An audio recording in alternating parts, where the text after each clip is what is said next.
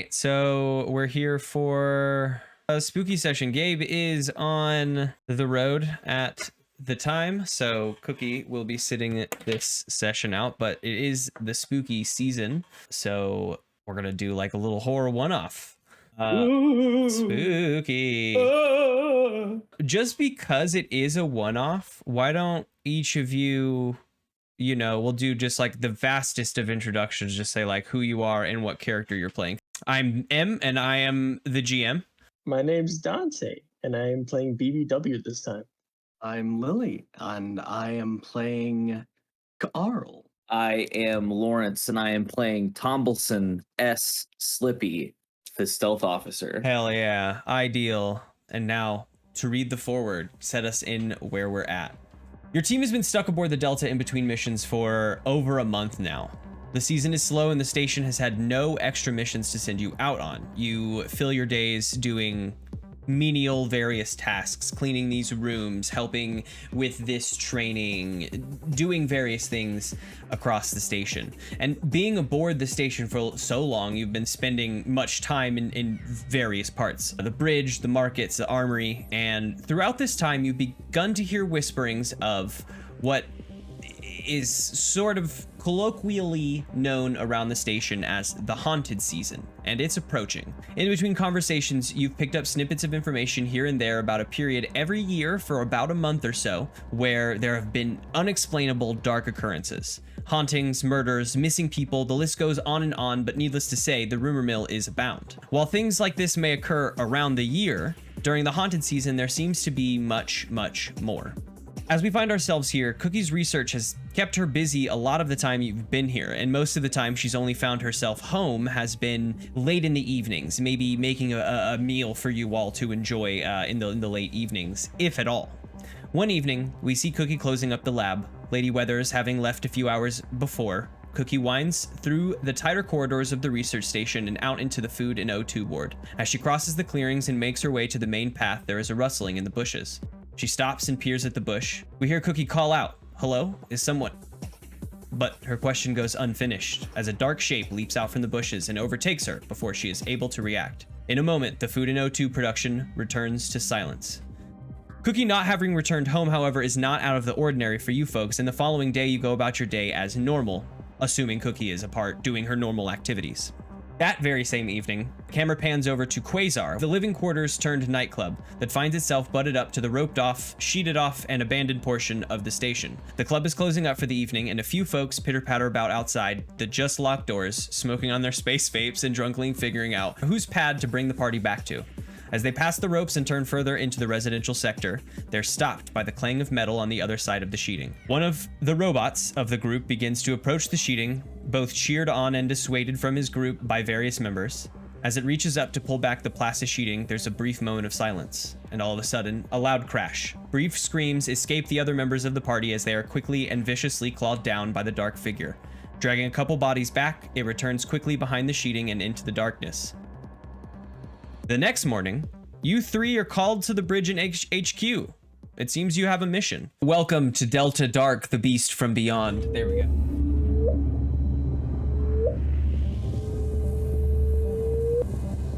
As you enter the bridge in HQ, things are kind of quiet here. Again, we're in the quiet season. You folks are called over to Teddy Rake's HQ and sort of given the lowdown. You're shown a little bit of security footage. It's a little spotty and it's a little grainy and it's cutting in and out. And this is, not the way that these things are supposed to work, but it is of the evening before where this party is sort of viciously cut down by the shadow.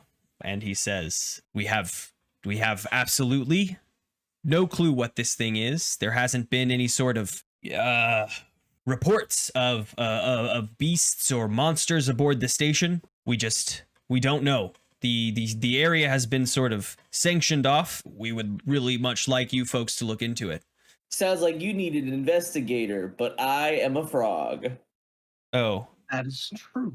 But all right, but I'll figure your crime out. But I'll do it. Obviously, it's not a monster. There's no such thing, Slippy says, looking into camera. No. Well, Carl, has been doing a lot of research lately on basically the lore of the universe. I wonder how much of that might possibly be on crime, or cryptozoology. So Carl's going to cryptocurrency. try to spout lore. Okay, let's start it off with a spout lore. For this whole session also, I mean, it's a bit unfortunate, but don't mark experience, please. Yeah, of course. Just because we're doing filler. We get to mark spooky experience. Spooky points. Spooky level. Yeah, I spooky leveled up. I points. leveled You up in can the get a spooky spooky multiverse. perk. It's a sticker. It's a sticker. I got 5, so I get to party. You're here to party. I mean, you think through. The thing is that like, you know, cryptozoology is generally pretty Ring.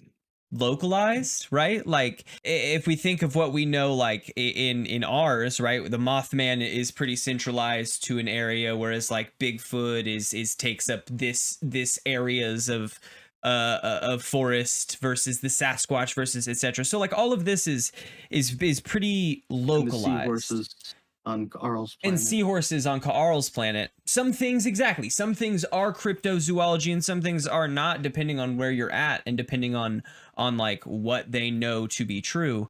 But I think that during your research you might have found some information about the haunted season, and it seems to be aboard this station. It is not a universe-wide situation. It seems to be something to do with this station's maybe orbit, it has something or to do with the lower 40% of the power that we can't use, or it could be something to do with the lower 40% of the power we can't use. It probably doesn't because it's a filler episode, but it could. Oh, so that lower 40% of power that we can't use is Solve important. the Huh? entire plot in the Halloween special. Hey, Gabe, we beat the game while you were gone. I Sorry. accidentally have to call this episode 9. Yeah, I think that you know of this period, right? But it's you're cycling through. I think at most that you don't. Most of the haunted period, monsters are not a huge aspect of a lot of the lore of this. So like that's already taken you for a bit of a loop. And Rake says, Rake actually asks if you folks have seen or heard from Cookie in the past few days. Hang on, and then Slippy gets his walkie-talkie out and From the he wall. dials for Cookie. It just sort of statics. It does that, like, That's the low spooky. hum of static as there is no response. Slippy looks back dead center of camera and he says, "That's strange." When was the last time that you folks had heard from her? We just talked to her the other day. We have meals with them from time to time, but the last time that I heard from them was the introduction to this episode. Interesting. Let me check. And he cycles back through. I mean, he has up this one security feed, so I guess he just flicks over to Food and O2. You having told him that Cookie's been taking up a lot in research. He's just sort of fast, like quick rewinding through things, trying to see if there's anything weird. And he comes across another, staticky, grainy area. This one is even more so. And you don't really see a lot, but you see a shadowy figure kind of jump out of the bushes. And then it goes like full static for about 10 seconds. And then, comes back on and is perfect and serene images as it's deep in the evening. He says, okay, so it looks like Cookie, something's been going down in the Food and O2. That was a shadowy, strange presence, but I bet there's some logical explanation. We should maybe investigate further. Then I'll leave it to you folks. What's the reward for this mission? Reward? It's a friend. 10 spooky points. Oh, fuck. 10? All right. To be used as you see fit. But you can't I'm on it. It's part of the rules, though. You can't actually spend them all in one place. Spooky multiverse me is going to be rich. 10 spooky points. And I spend enough of, like, what if I have 10 and I buy something that costs 9? Does it matter that there's nothing I can buy with 1 as long as I didn't spend them all in one place? Correct. Yeah. If you come across another thing you could maybe Follow the buy for rules. one later, I as don't long as have you to spend them all Yeah. in multiple places. No, you don't have to It's spend not them an all at all, but and. you just can't spend them all in a singular spot. Deal. Deal. Okay, perfect. Where do you folks I will want now to go and search for my friend. now that these spooky points are That's sorted? out. Where do you folks want to head Uh, first? Do you want to head towards Food no two. Food No 2 first? Actually, we could go. Let's go to Slippy's house because we can do that right now. Slippy's So quarters. do we know about the Shadow Cookies Monster quarters.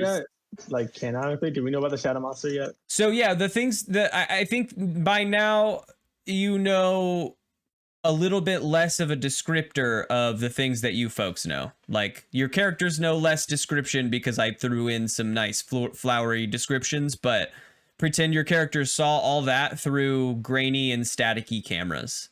So now you know about both events. I mean, I guess Cookie's area isn't roped off because you just found out about it. The place where all of that group of people and robots was murdered is roped off, like kind of crime scene style, so it's all open for you to check out. Slippy wants to head to his quarters first, though. No, I want to go to Cookie's quarters because they can't stop us right now. Oh, you want to go through Cookie's room? Yeah, I bet there's some clues in there about where they went and why they got attacked by a shadowing creature. You could check out Cookie's quarters first. Let's call Gabe and find out what his quarters look like. No, it's fine because these are the spooky quarters. These are Gabe's spooky quarters. I mean, canonically, I don't quite know. I'd imagine it's probably pretty sparse in here, as Gabe hasn't actually spent a lot of time here. Here's an important question canonically. Oh? Are these Gabe's spooky quarters or are these spooky Gabe's quarters? Is Gabe spooky in the spooky multiverse? Yeah, is this if we is don't- the quarters of an evil version of Gabe? Oh, this one's not going to get Gabe. public. I told you to hereditary me, and I knew you were going. We're gonna get Driving hereditary by right the end now. of this Don't one. do this to me. I'm not gonna put in a roll because I don't want to describe Gabe's quarters further than a basic. You give it the once over, and I mean at most you don't really find much about where Cookie would have gone, save the fact that there's probably piles of like research papers here involving the fungal research that Cookie's been involved with.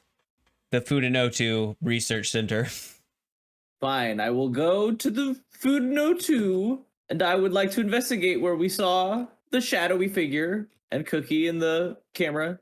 Absolutely. And that's going to be a discern realities roll, and I rolled an 11. Three So I holds. get to ask you 3 questions about the Food No 2 area. Indeed. We'll do one. We'll do some story. We'll do the next as the next part of the story Yes. opens. Hey, what happened here recently? What happened here recently? Oh my god. The three of you go to Food and O2 production. Since the beginning of this, we'll say, you left HQ to go check out Cookie's chambers, see if there's any extra clues, and then went here. Since then, this area has been sectioned off. Old Lady Weathers is anxiously pacing up and down a like caution tape line, and the three of you are let in. We'll say another team has been put on sort of kind of guard duty of this area, right? There's not like huge station security. You guys went on the station, or technically station security, as well as everyone else. Like everyone's in charge of that. So it's just, yeah, there's just probably another team watching over the area as you three approach. You come to this section off area. There isn't a ton of direct information, right? It isn't like Old Lady Weathers knew the next day that there had been a struggle here. We'll say at most you're able to find that there was a scuffle in the middle of this path. There hasn't been a ton of foot traffic in between then and now. You can see some drag marks through the bushes off towards the residential areas. Basically the way that you guys are coming from is how I'll answer that first question as to what has happened here recently. That's right. Cookie was taken here recently in that direction. I just hope Cookie's okay. Indeed. Indeed. Maybe she But I is hope from the monster. Spooky Cookie's not okay. Oh my god. What's your second I'm on question? to you. I'm on to you. My second question is, what is useful or valuable to me? Here Nothing. in the bush, nothing. Here, Turn around and look at your friends, Oh. you ungrateful prick. here Oh. in the bush, you find a small scrap of torn fabric. It is a deep crimson fabric. It's Didn't tell pretty. me. It's pretty heavy, but it's just like a corner of a piece of fabric. Uh-huh. By heavy, I mean that it. Holding it, you realize that if this was a full piece of fabric, it would just be a heavy garment. Thick. Heavy, thick garment. Mm-hmm. Now, who wears heavy, thick garments? Or what? Or wears heavy, what? thick garments? But I don't believe in what's. There's no such thing as monsters. There's no such thing as what's. There's no Yeah, a monster. what is just a who that you haven't learned to talk to yet. A what is a who that There's a you just what. can't understand or fathom. Yeah. So, what here is not what it appears to be? Is this not really a heavy garment? July. What here is not what it appears to be. Based on the information you know, putting things together, Slippy, I think would, if not be under the assumption, be aware of the possibility that the beast that attacked this group of people and did murder them all could also have been the beast that attacked Cookie. Oh no, I hope Sleepy. I know But- Cookie didn't get murdered. Cookie's dead. Gabe's gonna come in with a new character. He just doesn't Killed your know character yet. in the I mean, Spookyverse. There's- Well, if we ever there's do a spooky multiple verse and Gabe is suchlings here. about that could just grow up into a new Cookie. Congrats, you have to play as Chutch now. Damn. He has a Better than backup. playing as Jeremy Piven. What here is not what it appears to be. Oh, what is not what it appears to be is that near this scrap of fabric, there is a, in this bush, a heavy boot print. So What's don't wear boots? Yeah, so That's a who. This is exactly. This is not a what's that took Cookie, but a who. Does Cookies wear boots? No. Probably Oh. not. I can't say for What- sure, but probably not. What direction is the boot heading in? The drag marks were headed back towards the residential area. The way that the boot is like pressed into the ground, it looks like they were lying in wait here in this bush. Do we have search warrants? Can we just start going door to door? Searching everyone's quarters. Not without probable cause. Carl, BBW, what do the two of you think about this initial site, or have anything you want to do in this initial site? I don't have anything right now. Okay. I did the nothing other than the spout lore. Yeah, no, I mean that that's I tried. that's totally fine. I'm just checking. What would the group like to do next then? What was the other place that we have a connection to currently, a lead in? The next lead would be the cautioned off area, kind of outside the quasar. Remember, the quasar is the Yes. area that is turned into a nightclub, and the back hallway that is the beginning of this abandoned station area is the right behind the quasar, and that is basically the area where this happened. All right, gang, let's go investigate the quasar and then club respectfully in the memory of Cookie. All right. Going out. You approach the quasar. It's daytime. It's probably about 1 p.m. We'll use Earth clocks for all time from here on out, because why not? Turns out this is canon.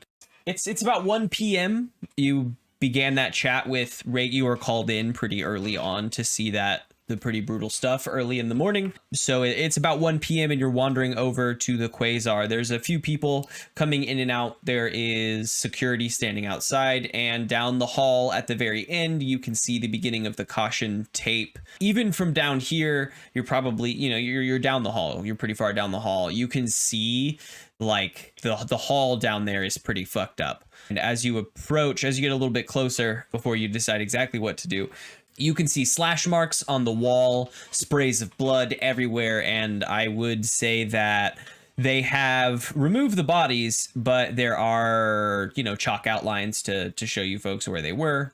Where would you like to start here at the quasar? There's security office we can see. We already saw some footage. but maybe there's Yeah, something else maybe in we there. could find some better footage. Yeah.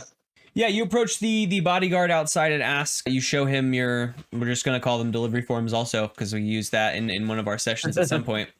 You show him your mission form and he in request to be taken to the security office. It is probably in the back, butted up to the back wall that is the abandoned area, and they have more cameras in here than the station would probably actually have access to. And the security guard, as you approach, looks things over and says, "If you'll just give me a moment, I'll have to call in the owner, see if we can run you through any of this, all Yeah, this that's this okay. private security data." And Of course.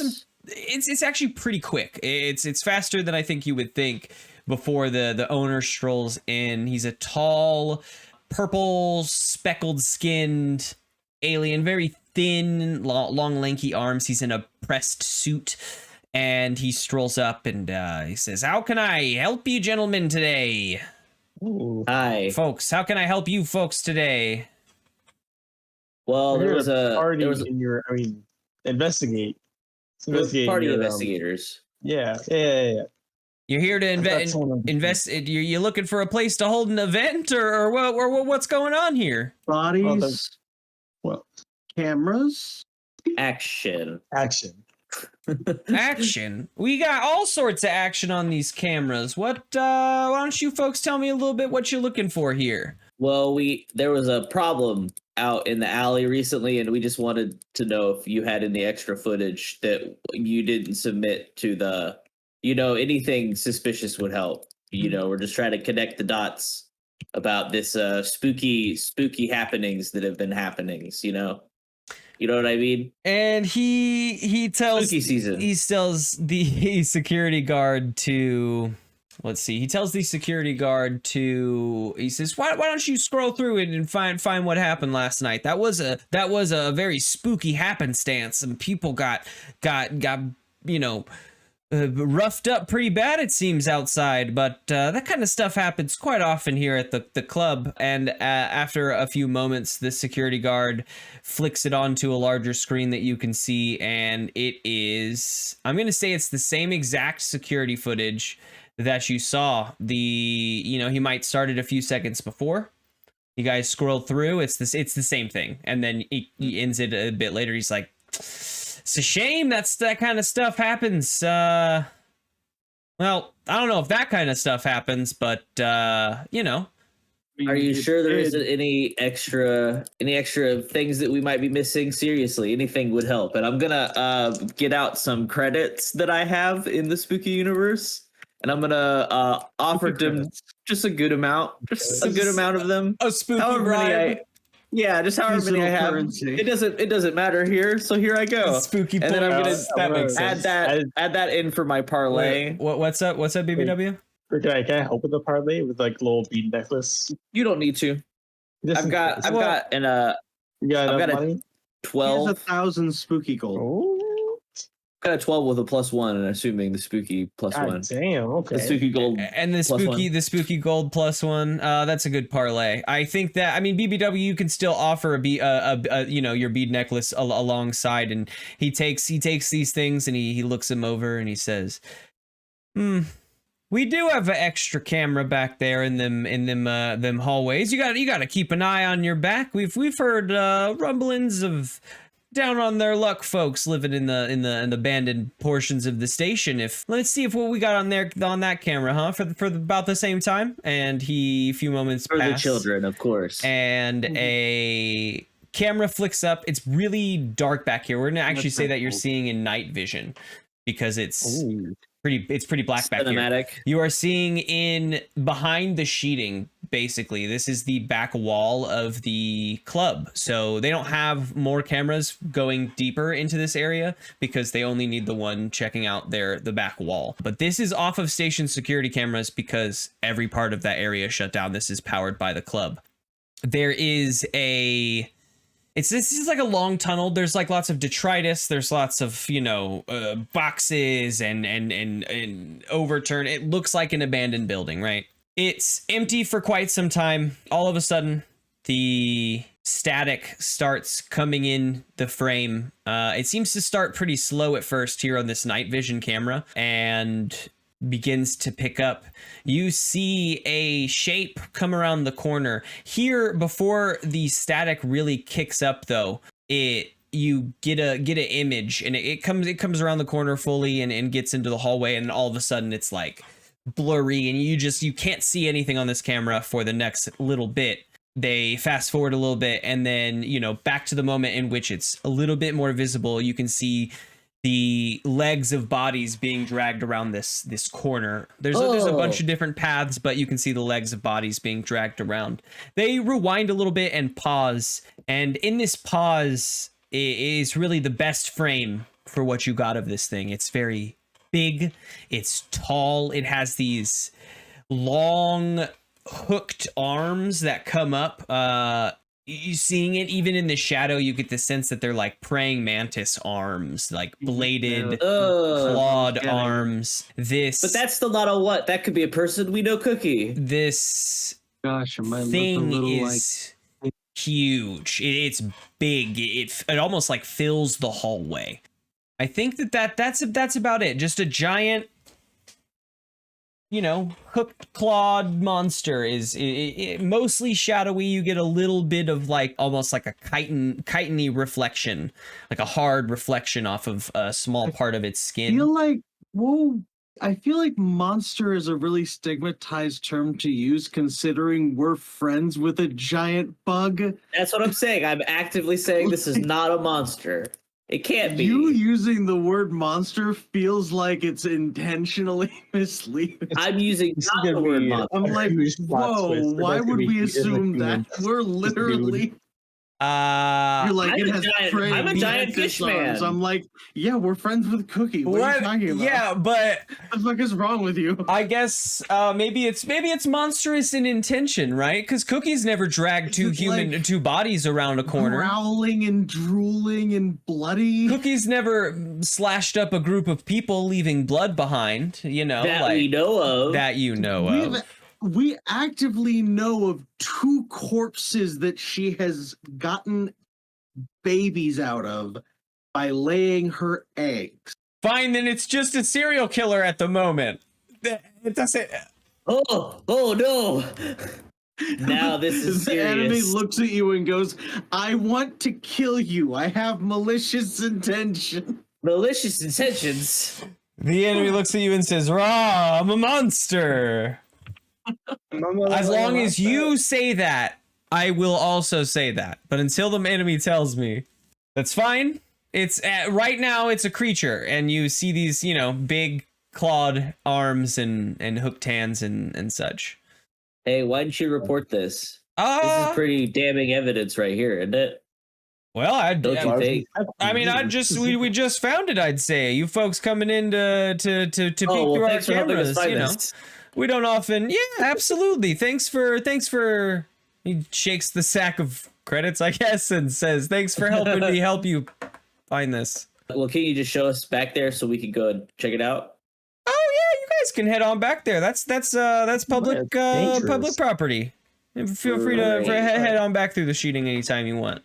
But I gotta say, if that thing, he points at the screen again. He says, if that thing's back there, I don't know that we're gonna be of much help to you. Oh, that's okay. I can't die. If that thing's back there, I don't think you'll be staying in business long, sir. We're here to take care of it. You know what? That's a fair point, and I appreciate you fine folk for coming on out and helping. And the 3 of you come up to the actual crime scene. Like I said, it's a battle zone here. The walls are tore up, the floor is tore up. There's blood and bits everywhere. Oil as well, because there was a couple robots destroyed. And some bloody drag marks leading to the sheeted area. Let's follow the drag marks. Yeah. I'm gonna post up on the wall because I don't want to touch the floor. Through the sheeting and into darkness, you folks have some flashlights. You click them on, and the beams of light cut through the darkness. Back here, it's pretty quiet. There isn't really a lot going on. The most you hear is like the creaking and such of like a station in disrepair back here as you go. You turn the corner that the security cameras showed the legs going around and peer down another long hallway. We are in residential area. This hallway doesn't look too different from where you folks, reside, save the sort of abandoned quality. It's dusty. Some doors are open, right? You see a box, you see a rat or a space rat or two scurry away as you flip around the corner. But this is where we find ourselves. What do the three of you do? Slippy is going to use his I have a bad feeling. I'm going to spend a moment to survey a dangerous area. Gosh, another 11. So I get to ask all three questions. Is there a trap here? If so, what activates it? Is there a trap here? Peering down this hallway, there doesn't seem to be any traps, anything in hiding, nothing directly traps, nothing's hiding and waiting for you, it seems. So no. Then the second question doesn't make any sense. After that answer, I'm not going to say what activates it. Would activate it. Yeah. What else is hidden here? The three of you begin walking down the hallway and peering in and out of doors. The first few sets of doors are open or broken or unlocked entirely. The rooms and the dwellings beyond are similarly in disrepair. It seems as if, if there's teens on the station, this is where they would go to like hang out, do some shit off the cameras and vibe teen styles. This is where they would smoke space weed. Space weed, exactly. They're space vapes. You folks go beyond this though. There's even more like caution tape. It looks like maybe at some point there might have been several levels of shutdown in this power as you're back here, and you go beyond the second level of caution tape, and things back here are even worse. You're in long residential hallways. The doors back here are all in pretty good repair, at least, and several are locked. A couple are locked with like caution tape, not like locked, but they're like blocked off with like caution tape. One in particular is locked, and painted over this door is a strange symbol. It sticks out to you because nothing else has been like this coming down this hallway. It seems old. The paint is chipped and like kind of, just older, but it is a weird painted symbol just over this door. What does it look like? Mm-hmm. Like, what does it represent anything? Or sorry, does it resemble anything we've seen before? Why don't you give me a spout lore, BBW? Okay. Is it plus dexterity? Spout lore is plus wisdom, I believe. Oh, 9 then. I think with the mixture of you like looking for this information now and with some of the stuff we'll say Ka'arl told you about the research that Ka'arl had done, you are able to connect that to, we'll say, a one-off story that it had interested Ka'arl, but it didn't seem maybe necessarily relevant until this, and that is that there is a story, a rumor, we'll go with rumor, of a cult that had begun up here on the station, and there's some like dark, almost like teen novella style stories about what happened here with this cult, and so not a lot of people take it seriously, but this is the first sort of piece of evidence that I think you have any sort of connection to this.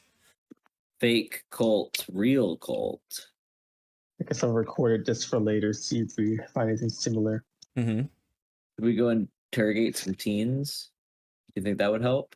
Yeah, there's we could continue the investigation deeper into this, I don't abandoned. know how much you can excuse beating up teenagers as an alleyway. I didn't say beat them up.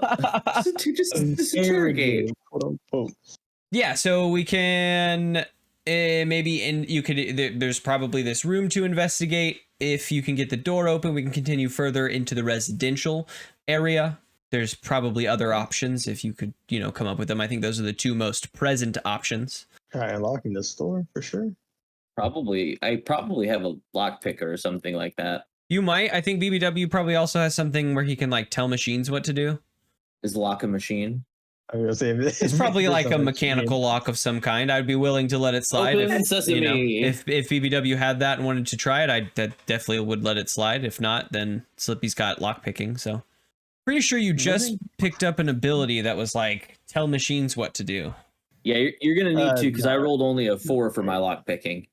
Let's see. We can see what I can do with that. I don't have anything like that. Okay. But Combat officer. Hold on. Before you roll, I could be totally wrong, but I really think that there is something called like command of machines or something. Command of robots. I'm not sure I have that. Command of Is that robots. It's your something I have very unlocked? first one. When you use machines to communicate with other machines on a. It's all the way up here. I knew it. Yeah, I think that this is. This is a mechanical lockpick. We're gonna find out. Yeah, basically, you're just. Yeah, we're playing a little bit of Calvin Ball, I think, with it, but with a 4 on Slippy's lockpick, I think I'll let it work. Right. Roll plus intelligence. 10. You issue a single command to the machine and it must obey. BBW looks down at this machine and issues a data command to it to unlock. And there is a... I think at first when you do that, there is nothing, and you immediately remember, right? There's no power back here to the station, and you hook into the jack and apply just the tiniest amount of electricity into this. You get blocked by the fact that, right, like you don't have the key to this, but you have a command, and as you apply just a little bit of power, the lock clicks, bing bong, as you said, and the door slides open. You know that these doors slide into the wall mechanically. The lock clicks and then it powers down as the door just kind of gets loose in its trolley thing, and you push it open into the wall. And inside there's a living quarters similar to your folks' living quarters, similar in terms of shape and the layout, but it is different in here. It's all kind of torn apart. There are pages of writing everywhere. All these pages have these strange symbols, kind of similar to the one on the outside of the door. They're all over the walls and everywhere. What do you folks do? Ooh, interesting. Said there's some logs around. Let's take a look at those.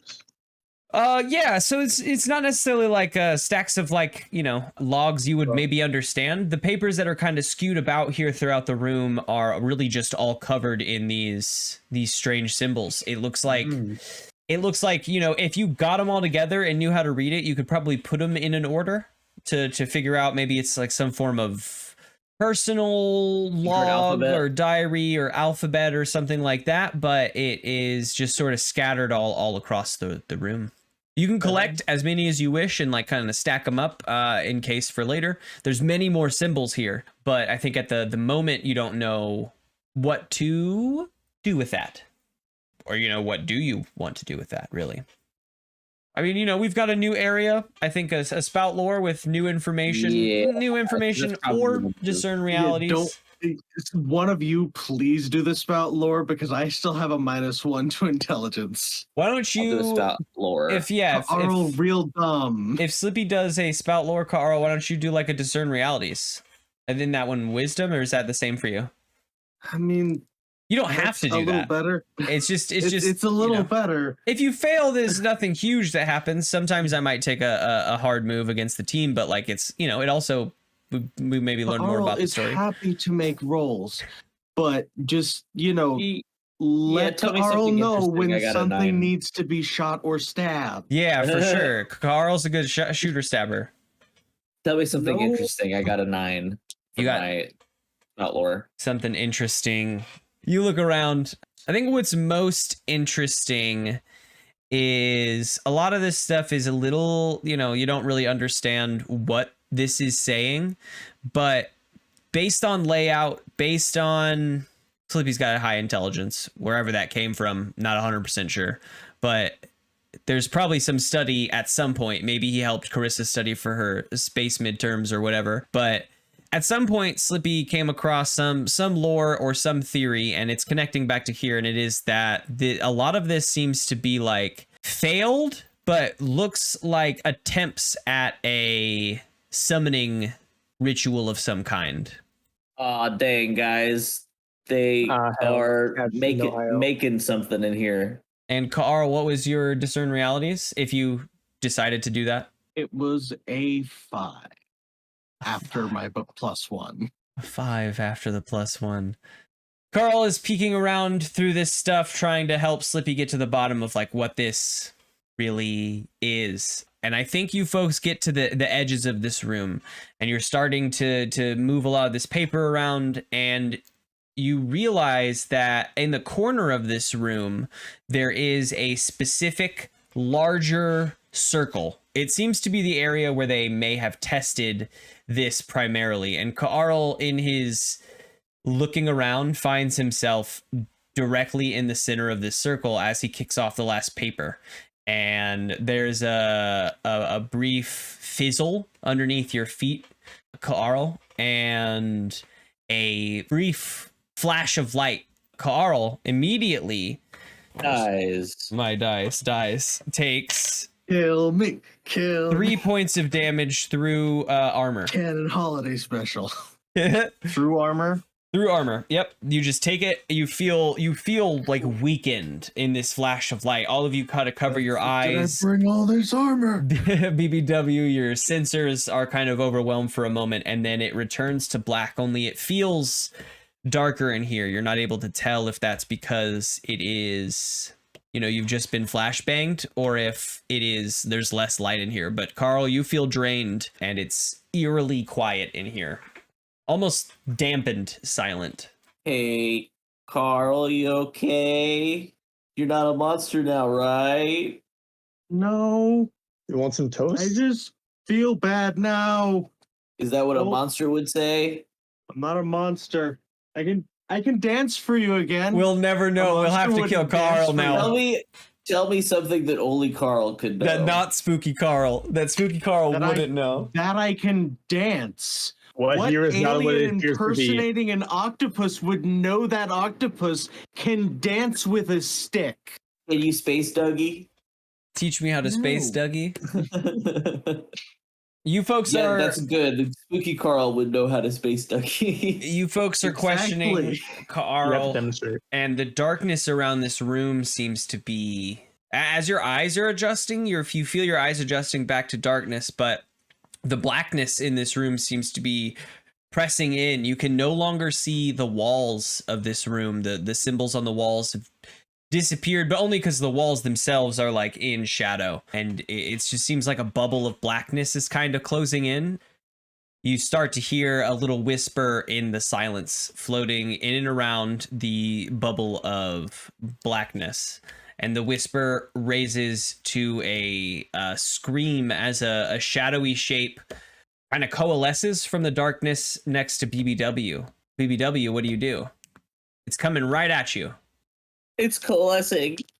Have lights. Maybe another flashbang will work. I'm gonna use my light attack. Yeah. Your basic light spell, right? What? Yep. You've never used this light spell before. What? Which funny, we're just giving some canon. What machine does the light spell take up for BBW? It's a light spell that comes. It's like a little mini disco ball that comes from his mouth. Oh fuck yeah, dude! So kind of like, and then without having to do it, This- just like flashbang him like before if I can. All right. Or it's so- just gonna be like a light.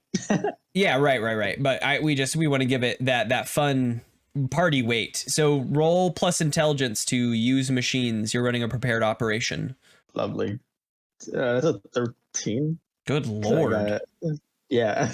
You hear Good this monster. scream from the blackness, and you see this shadow rush at you. And immediately you drop your jaw, and your disco ball comes out and flashes light around the room.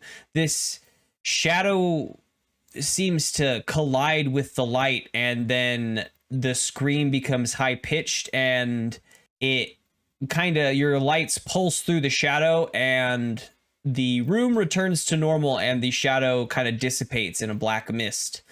And Oh. you folks are left standing in the room. Carl, you felt really drained like right away. Immediately upon this disappearing, you feel a little bit like a breath of fresh air kind of coat, like that cool air kind of comes over your body as you have a fever, you know. You're like, oh, that feels really good. It's kind of like that, just like briefly. It feels relieving after the shadow creature has been dispersed. Flippy is going to use his bag of tricks. Okay. And he does have one more item. And he pulls out a big flashlight. A big flashlight. Big flashlight. Okay. What did you roll on that? 9. Just to like keep it in there. So what is that middle ground for your items? For you pulling items out of your bag? Tools of the trade. On a 7 and 9, either there is more where that came from, but you will add a complication to the next thing. Or it's the last thing in my bag. Okay, but there is more where that came from, but we're gonna add a complication to the next thing. Yes. So Okay. if I pull another thing out, you can add some bullshit. Some bullshit. I love that. Perfect. You can make it bad. Incredible. So you pull out pull out a flashlight and it doesn't have batteries.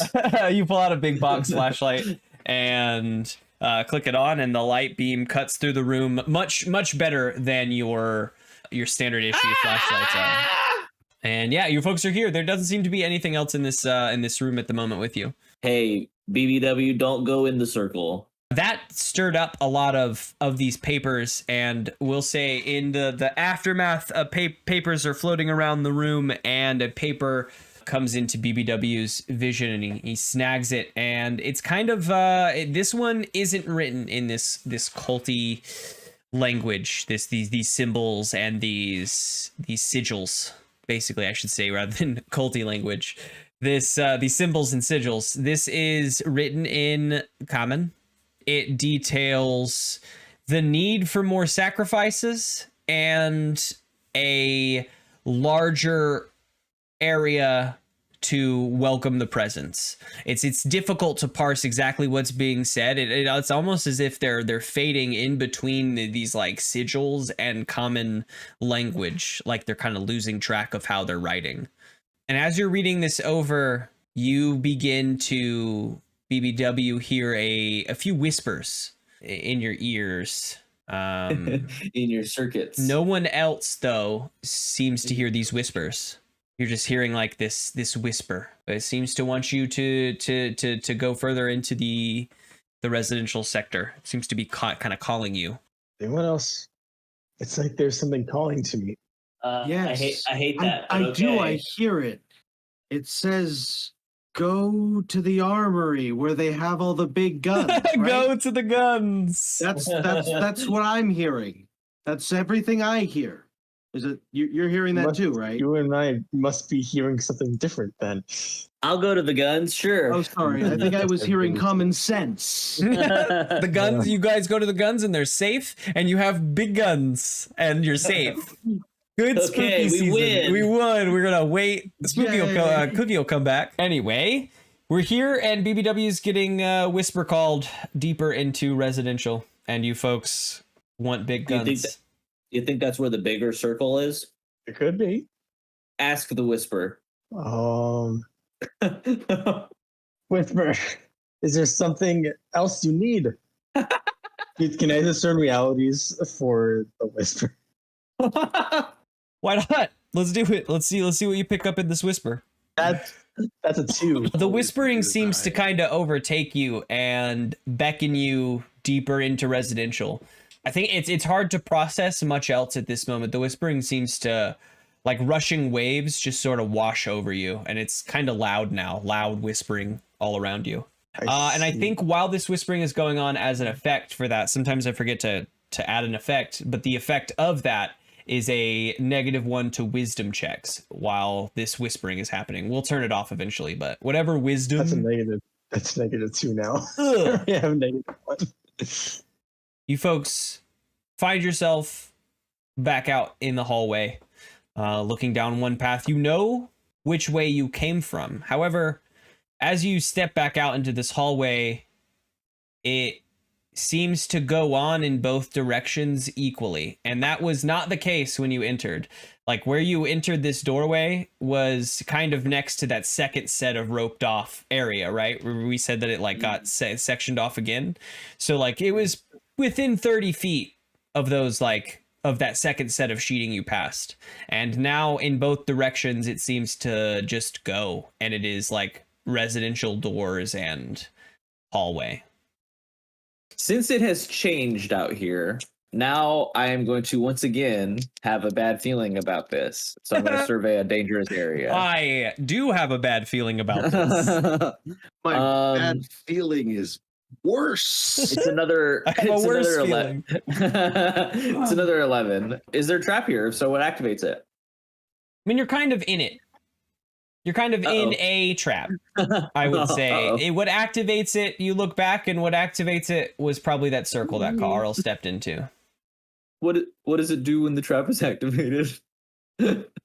What is it doing? What is it doing is I think now that you're out here, you're peeking around trying to like get a grasp on where you're at, and you turn around and you're looking back into that room just trying to say like, okay, Carl activated it from that circle, what happened? And now a lot of these sigils and symbols in this room are like flickering and changing symbols. They're like, you know, one moment it's like a triangle with a line through it, and the next moment it's like a 3 with another I don't know, you know, like several, you know, different symbols. It's like flickering, like you're seeing different states of it at once. And I think Slippy, you know, maybe with some of the lore, I've half mentioned that Carl got a loose rumor while he was doing all his research. This cult is trying to call to a power that kind of rests beyond the dark matter of the universe, that persists between all. And your kind of working theory off of what you're seeing is that you're kind of in this weird space. I guess if we were in D&D, I would probably call it the astral plane, but am not doing that because we're not using that kind of verbiage. But just to give you like context, right? We're on the event horizon. Yeah, you're kind of in between right now in the dark matter realm or whatever. The darker and darker. The scary door.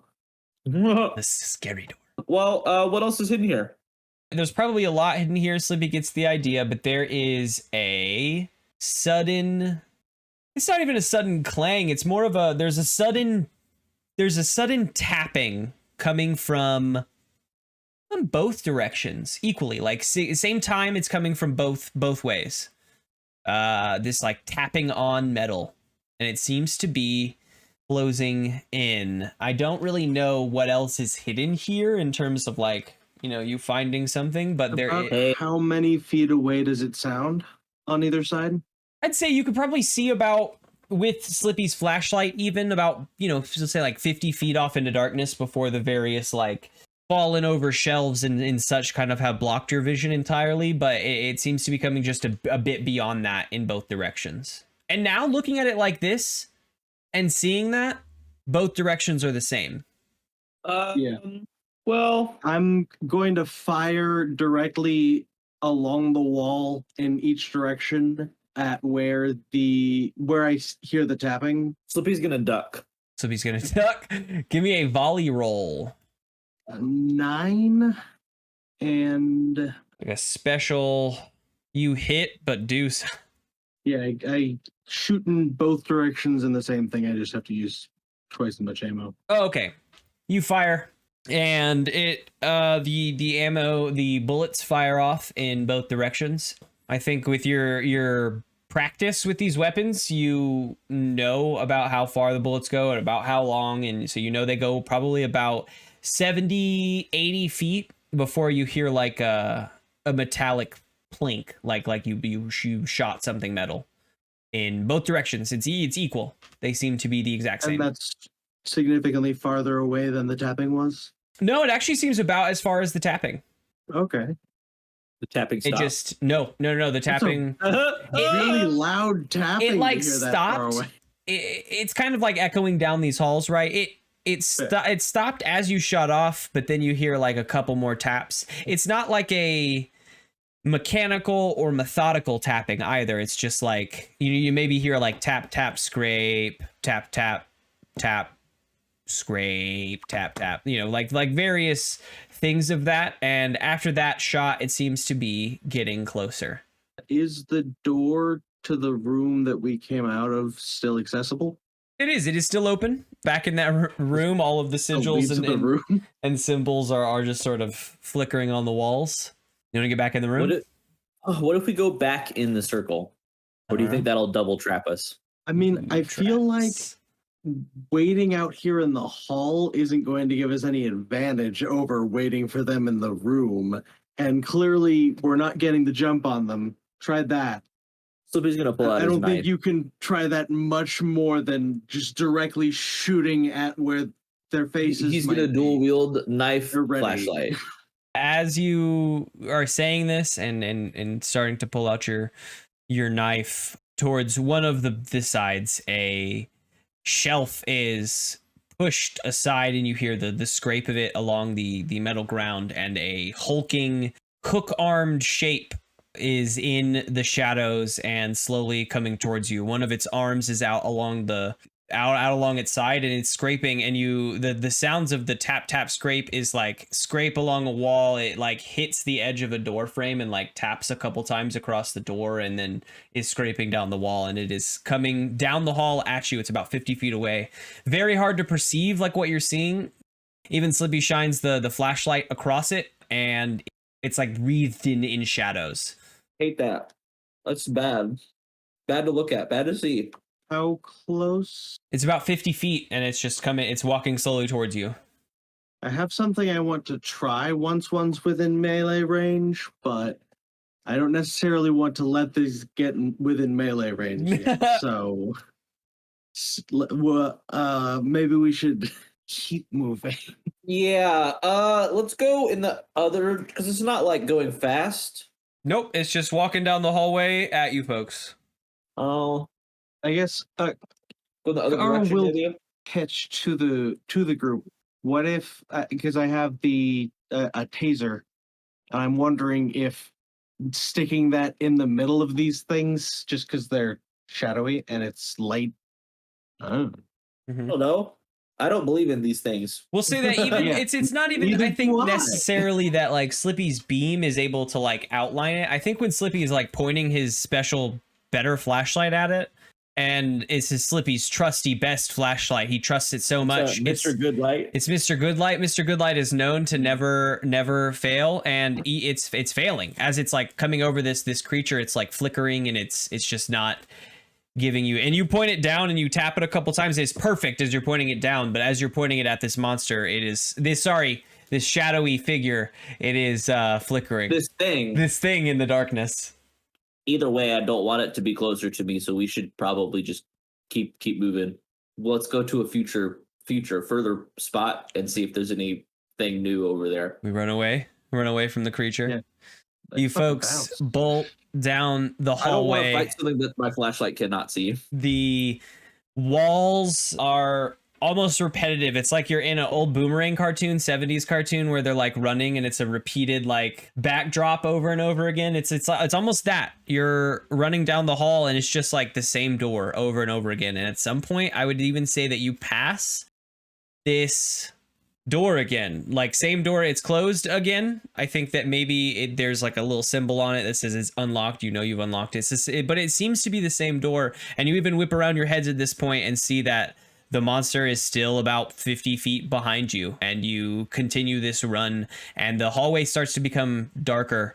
You find yourselves all of a sudden faster than you expected at the end of it, and there is a steel door here with like bar slats in the top of it, and you peek through, and it's just a very dark, almost warehouse style room.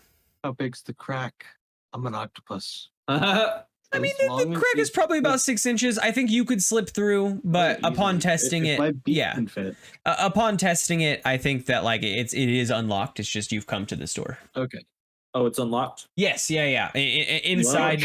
No. We get to the door before you have a chance to even go to open it. Carl's like "I got diving this," through. and like slides under, and like halfway through. Just shed your clothing, slip through. As As soon as you get all through, my weapons, my rifle immediately doesn't just- fit there. It's on the floor. I'm sliding through. I reach up and I turn it because I think it's locked, and I lock the door. hey, Carl. Carl. Yeah, you should be able to get in now. Hey, Carl.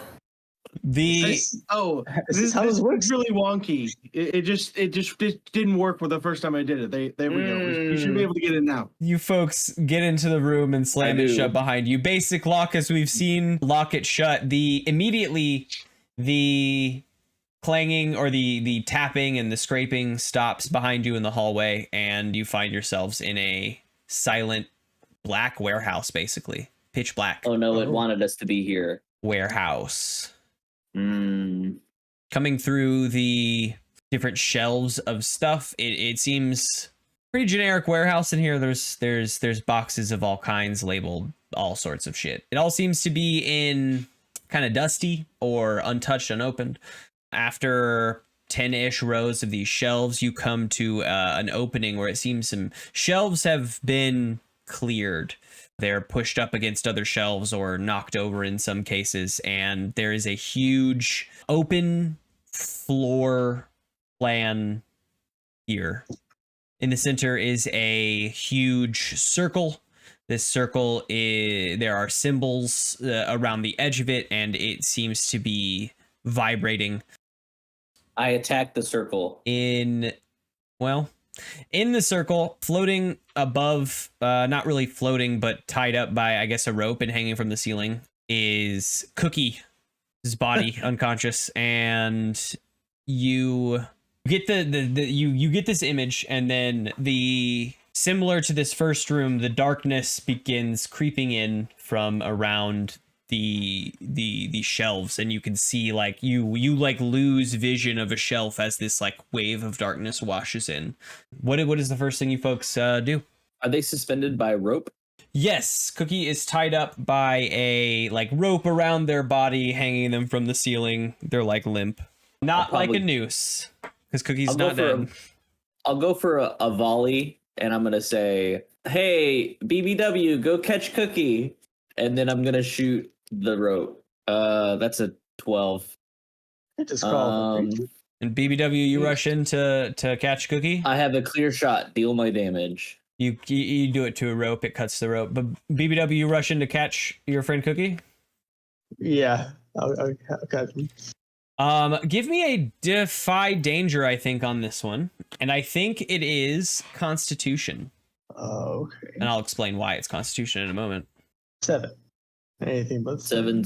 So Cookie is tied up at a 7. pretty high height, about 10 feet up in the air, which is really why Slippy needed BBW to catch Cookie as Cookie falls.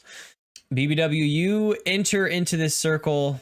First and foremost, you feel your power drain from you. It is like sickeningly fast. And I think rather than that, since we're doing it like this, what I'm going to do is do this. You take only 1 point of damage through armor as you feel that power drain from you. And then you have an opportunity, and it is either let Cookie fall and step out of the circle to not incur more. Like you can feel it still draining power from you, or catch Cookie and feel you get more power drained from you. Hey, is that circle bad to be inside of too? I think so. As my legs kind of start to wobble, I'm gonna try to catch Cookie. You're gonna try to catch Cookie. All right. Well, you only take another 1 point of damage. Your power drains from you. You get up under Cookie, and Cookie collides with you. You two fall into a heap. No more damage beyond that. 1 more damage through armor as your power drains from you. You two, you see this happen, right? This was all very quick. Even that decision to continue in. As BBW enters into the circle, almost instantly, this dark presses up against you all. You can barely see to the other side of this circle, and you hear a heavy footstep in the blackness, and a shelf these are tall shelves. You hear it creak and then fall and crash into a shelf, which sends a few more shelves crashing down. And it's probably a minute even until this crashing stops, and then you hear another heavy footstep in the darkness. It is probably, since BBW is in the circle, having just caught Cookie, it is probably in the darkness behind Kaarl and Slippy. What did the two of you do? Check, please. Gun, please. I am gonna probably Ready.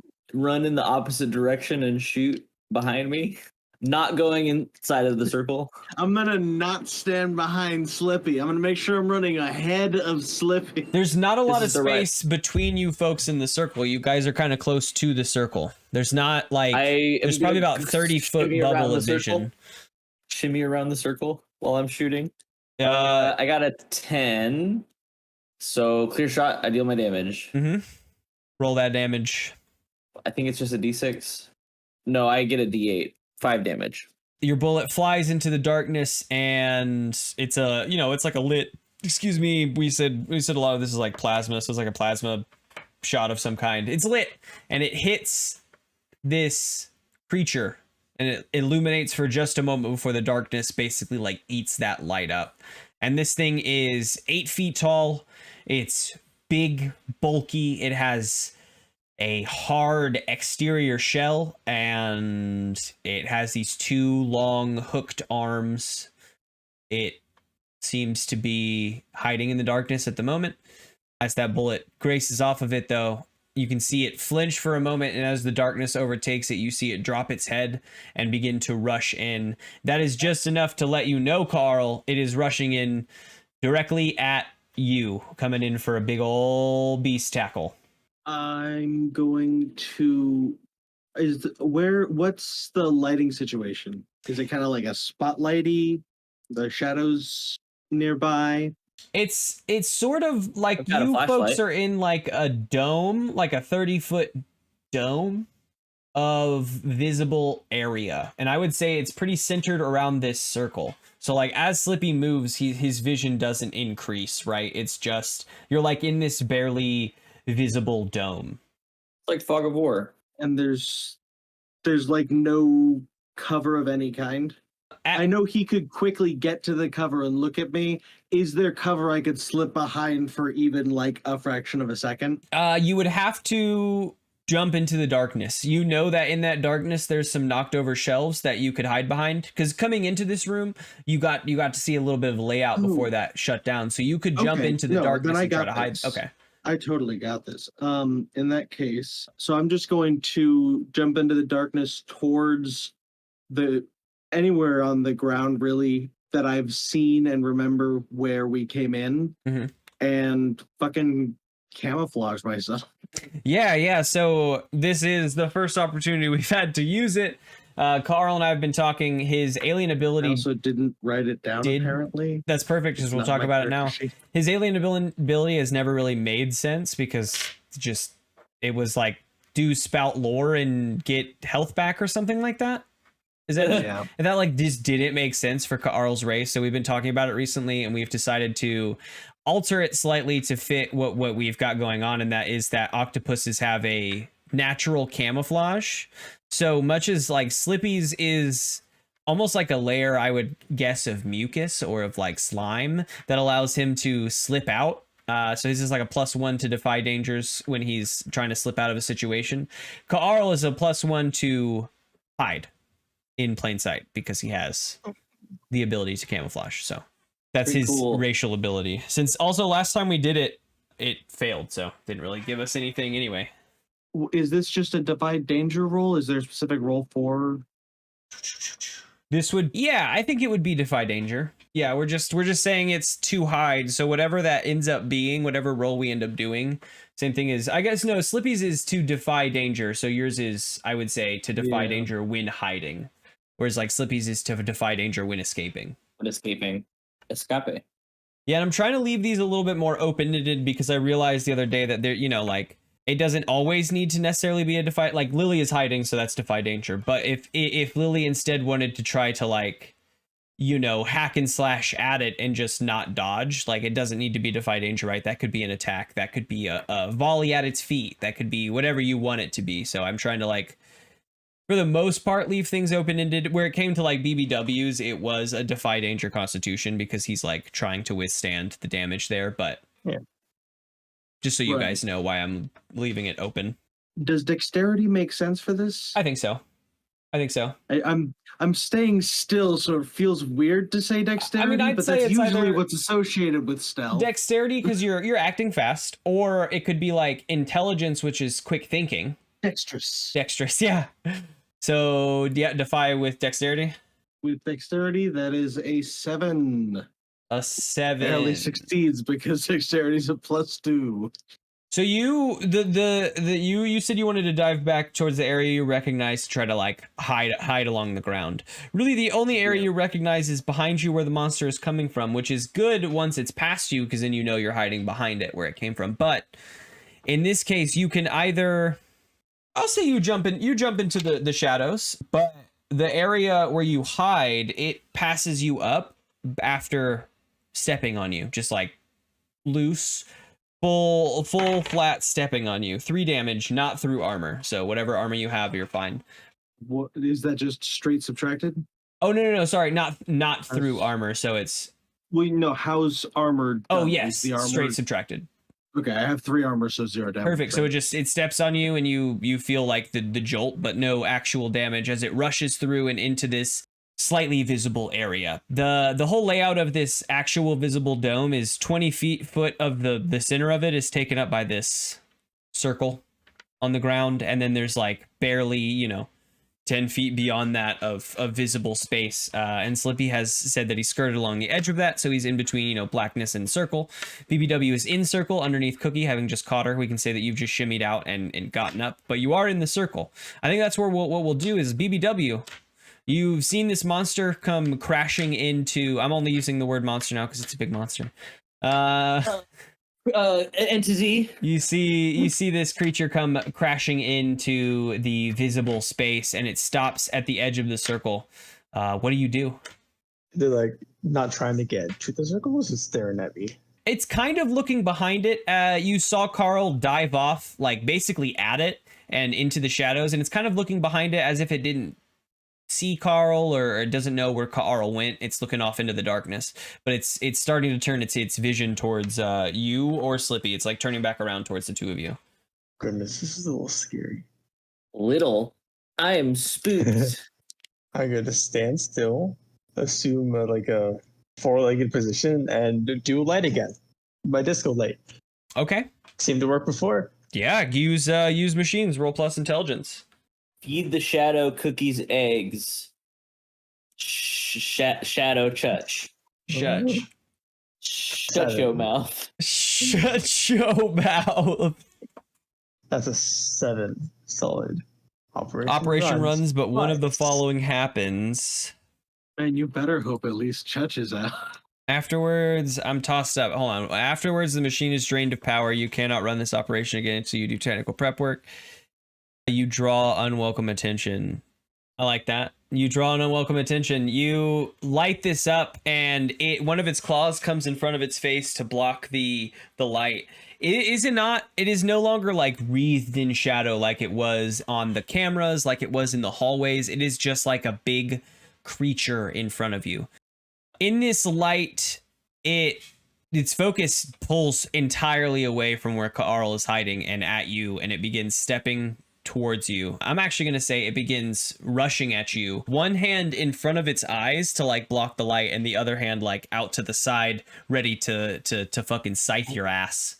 Ah, And I think I'm going to allow anyone to go because everyone is sort of in a position prepped, and like BBW is under fire. So even though he just went, if he wants to go, he can. Like anyone can go on this.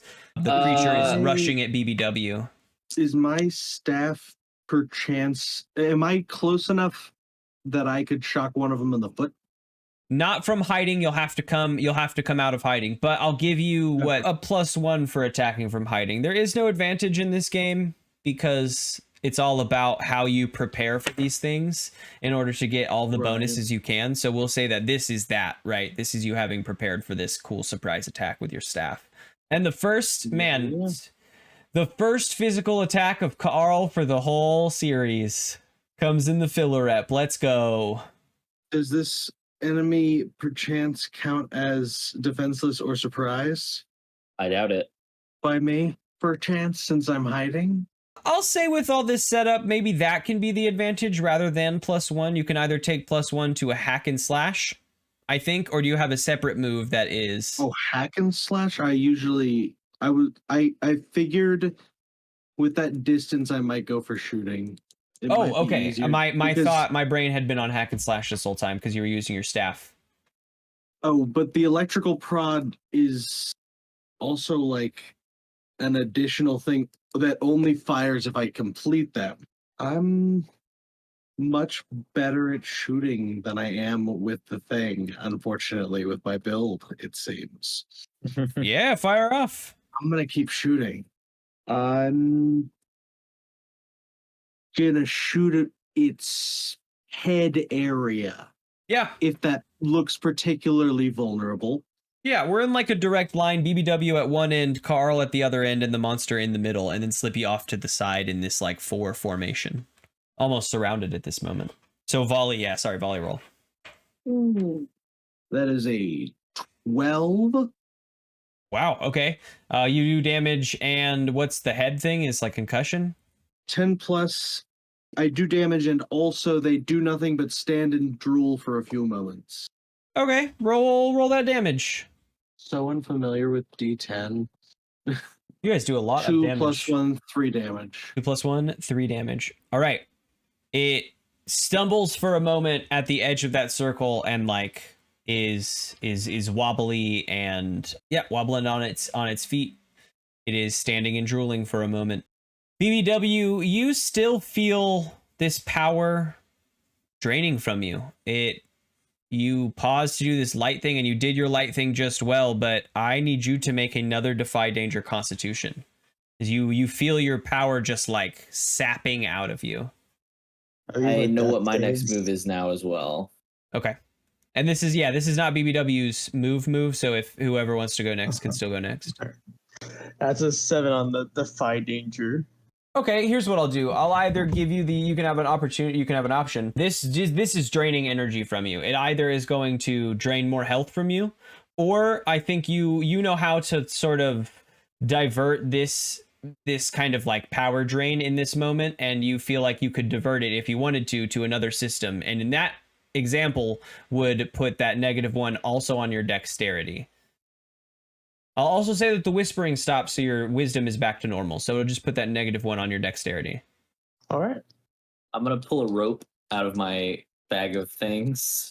Okay. A lasso, even. You do get to add a tag, but it is not the last thing. It is a 10. This rope, is the same rope. This is the same rope you've been using. I think it's not really something I'm adding to it. You guys have just used it a lot. It's a worn, withered rope. Used rope. It's used as you used AF. And then I'm gonna lasso BBW and Cookie and pull them out of the circle. Okay. I'm gonna fight a circle with a circle. That. What type of roll is that? DM? I mean, you're not taking aim and shooting at an Defying enemy, danger so for them. it would. Yeah, I mean, it would have to be our catch-all Defy Danger. Not unfortunately, just it would have to be our catch-all Defy Danger, I think. But I think you could either make it your acting fast dexterity, quick thinking intelligence. 9 dexterity. By acting fast, you throw that around them. Then I get to pull in. I'll offer you an outcome. It's hard to see in here, and you've pulled them out. Except you realize you've only pulled one out. Which one did you pull out? You lassoed Cookie, and Cookie has been pulled. Sorry, BBW. Out. BBW is still in there. BBW, you're conscious. Well, what do? The monster is standing there, kind of dazed at the moment. And Cookie is safe out of the circle with BBW, or with, damn it, Slippy. I'm everyone. We're all safe. Oh, Cookie's safe. And Arl's in double danger. Oh, I'm just technician. I'm not built to fight. I'm running the heck away. Yeah, you just want to run out and into darkness? Can I see where Slippy went? I want to run to them, please. Yeah, Slippy. I mean, Slippy. Yeah, it took me a minute to drag Cookie away from you. Slippy and bet. Cookie are probably like 20 feet off, like just outside of the circle that you're inside of. And Cookie's like, wake up! Wake up! Cookie, wake up. I'm running towards them. Cookie, wake up. You're running towards him? Yes. As you begin running towards him, the monster, the beast, seems to regain its senses and shakes its head and sees BBW, or sees Cookie having been pulled out of the circle, and sees BBW running for the edge of the circle. It howls a deep, guttural howl. You have never really heard a noise like this before. It doesn't sound like an animal's howl. It sounds like, I think the only thing that you are reminded of is like the vibe of deep space. As you're like out in deep space in between missions, and it's just like the endless expanse of black around you. You know, you maybe see stars out there, but like, you know that you're in deep space. It's like that kind of feeling that you get washes over you. And This reminds me of space. I think again, it rushes at BBW full force, claws both outstretched. It's like slobbering and drooling. It's almost like animalistic at this point, and it is rushing at BBW headlong. Whew. Nice little robot boys. Ooh. Uh-oh. Can I reset my lasso and go again? Throw me back in. Pulling Cookie out, you get Cookie most of the way out, and then your lasso snaps, and you are able to grab Cookie's Where does it snap though? right in the middle. Dead. Okay, You no. hold up both sides, and you're like, oh, now I have two 25-foot ropes. I'm gonna use my turn to tie those ropes together. Oh my god. Okay, whatever, man. Don't worry, Slippy. I'll figure out where we can burrow through the floor easiest. Perfect. Pulls out Stud Finder. Carl, BBW, Slippy is re-preparing his rope.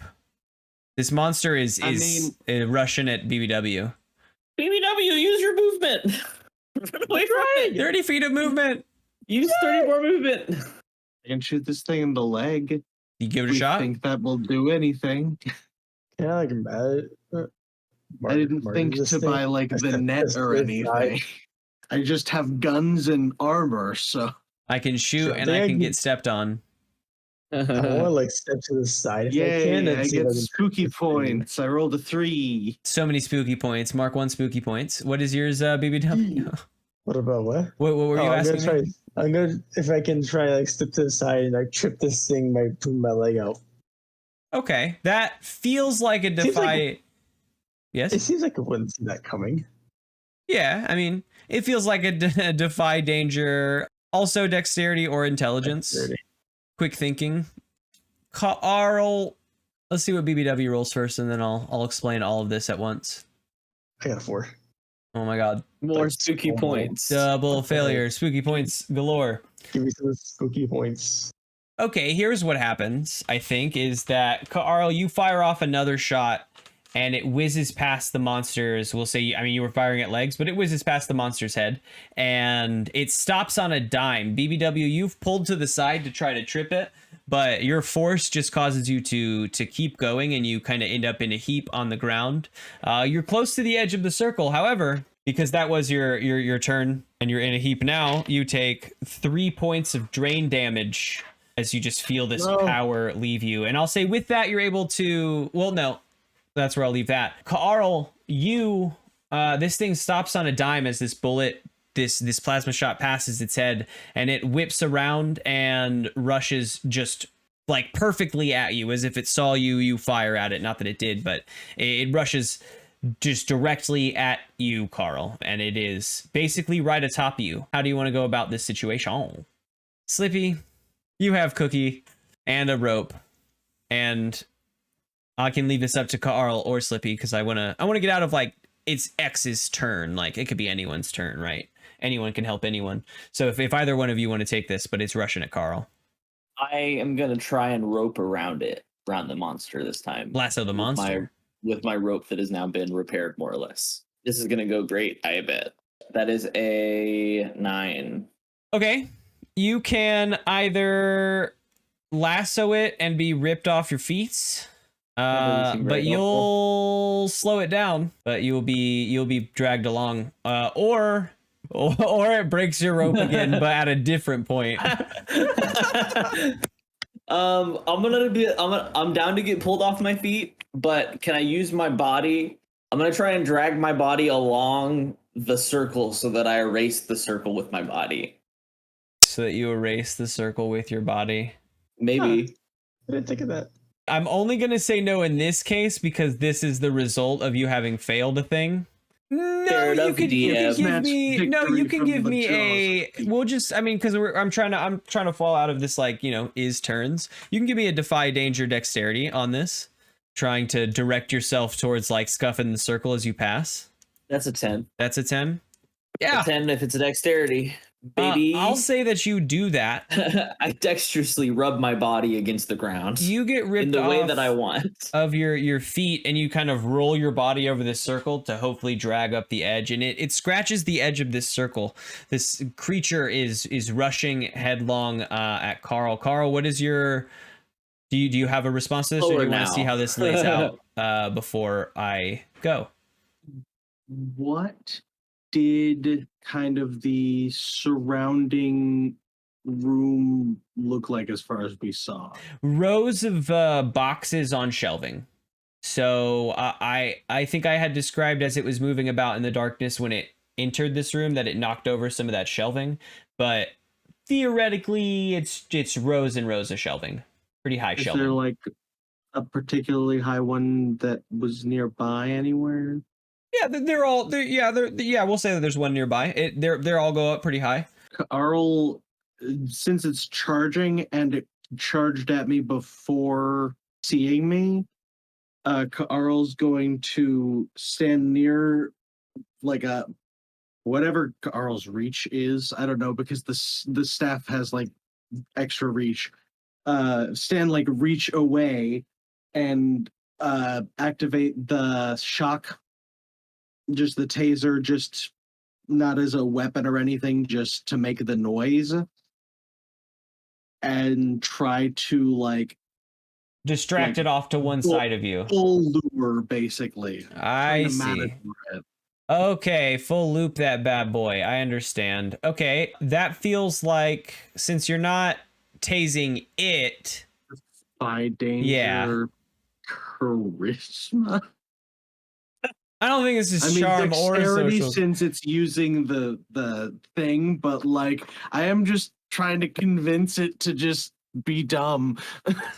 I mean, dexterity, I think, again, intelligence on this, because you are quick thinking. You could have said, I do intelligence. And then if I said, how did you quick think that? This could have been your explanation. Or it feels like one of those two. Using charm and social grace, I don't necessarily know that you're charming it or social gracing it. What were the two options? Dex or int. I mean, I'm gonna take Dex any day. It's 3 higher. Well, sure. I think I'll always Int is give a that option minus though, one. just in case you ever in case it ever just fits the situation, or you're like, it only makes sense that it's int, whatever. But yeah, 3 plus for sure. That is a 9 total. I think what happens in this is you get to that point to create this arc. This monster is about to overtake you. Slippy has scuffed the edge of the circle almost instantly upon it. Yeah, Slippy's running behind it like he's holding on to a bull. Almost instantly as Slippy scuffs that circle, the monster doesn't stop its trajectory towards Kaarl, but it begins to kind of shake and phase, and shadow starts to kind of come out of its skin, and as it impacts Kaarl and this new arc of electricity to get hit by it, it basically is like popping a water balloon, right? You hit it and it pops, and it's just like a wash of shadow over you and this rack on the wall. It knocks over the rack of the wall. It's a worse outcome for Kaarl in that you did that thing, but you are caught up in this sort of wash of shadow and pushed backwards and into like a heap under this crashing down shelving unit. Carl sort of we're Smush. hitting a point, gets it blacks out as boxes and metal crashes down upon Carl. Slippy, I think in this moment too, the circle having been severed, BBW, you don't feel that energy draining from you anymore, but it has drained a lot of energy from you, and you feel blackness overtake you. Slippy, you are the last one awake. I'm feeling great. As I'm doing good. you're battered and bruised. You feel, I would say, weakened, but not like, it's this oppressive, like, dark area. You feel weak in here, but slowly over the course of a few moments, minutes maybe, the normal darkness returns to this room. Those shadows start to shift out, and it returns to just like Ew. normal blackness in here. Well, let me get back into my bag of many things and see if I have smelling salts. I don't have smelling salts. I don't have anything else in my bag. Turns out he didn't have anything in his bag left, and that's okay. You realize you don't, but I think BBW is the easiest to wake up. There's a brief moment of like getting BBW turned back on. Beep, bop, bop, beep, bop, bop, bop, beep, The bop. two of you are able to drag Carl out of the heap under the shelving unit and wake him up as well. Battered, bruised, and bedraggled, you folks carry Cookie out and to the medical bay. Yes, is there anything else in here that you do or want to do before I continue descriptor? No, that's fine. We're not gonna like kill Cookie or anything, so. As you lift Cookie and this darkness is dissipating towards the walls, there's like been a haze around the area where this creature fell and bursted. That haze seems to remain a little bit as you folks move through the area. It almost wafts after Cookie before dissipating entirely. It doesn't actually like mist over Cookie or anything, but it seems to like almost like magnetize towards Cookie as you pass it, and you pull Cookie away from it real quick and get her away, and then the mist kind of dissipates and you folks return out. We can even say you erased more of the circle to give yourselves a thumbs up about it. Oh yeah, no, I erased all of it. Slippy erases the whole circle. And, I don't care if I have to use spit and a toothbrush. And you folks return. Captain Rake gets a lowdown on you folks from, we'll say he visits you in the medical ward as you guys get checked over. Slippy's the most fine of everyone, but everyone's a little battered and bruised. And Not mentally, though. Not mentally. Slippy now believes in monsters, but And- only in the spooky universe. And he seems concerned. Oh, God. He says, we'll have to make sure we look into this cult. Happenings like this cannot continue, and if all haunted season is activities of a cult, then we will need to get to the bottom of this soon. But for now, until we have more clues and can do an investigation, you've saved Cookie and at least put a stop to whatever it seems like was happening now. And over the course I'll of take my 10 spooky credits. 10 spooky please. credits to everyone, right? Over the course of the next week or whatever, the station returns to normal. There are no more attacks like this. There are no more things like this. You folks wake up, return to your normal activities. Cookie wakes up fine. She's drained, but she is normal, as if Gabe was here to take over her, but he is not. You folks go about your normal activities. The camera pans out and over to this dark room where this factory was, where the circle was. There are a few investigators going through it. We'll say it's probably like a week later. They're flipping over things. They find a symbol here or there under a shelf, under behind a box. They're logging all of this information, and we see some shadows shift behind one of these racks, and one of the investigators goes to check it out, but there is no one there, and he calls over his buddy, and the other one comes over, and as they're both looking behind this rack to see what could have been moving back here, the camera catches a deep red robed figure kind of cutting behind a shelf and out of the room and back into residential. And that is our spooky special, I solved the shadow circle puzzle. The Beast from Beyond. And we have a little bit of a teaser if we ever want to do another spooky special. Spook fucking tastic. Spooky. Spooktastic.